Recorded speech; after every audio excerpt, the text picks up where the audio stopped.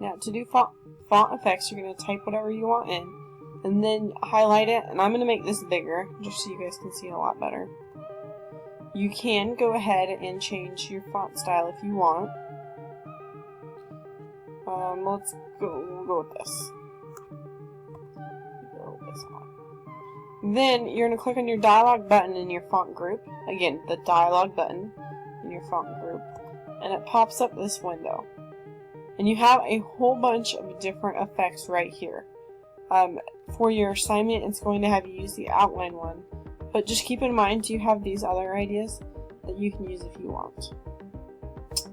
Then go ahead and click OK. And you'll notice that it adds that outline effect to your font. Now, if you start typing under that, it keeps using that font effect. So if you want to get rid of it, you need to highlight it, and then go back to your dialog button and uncheck that, and then it'll put it back to normal.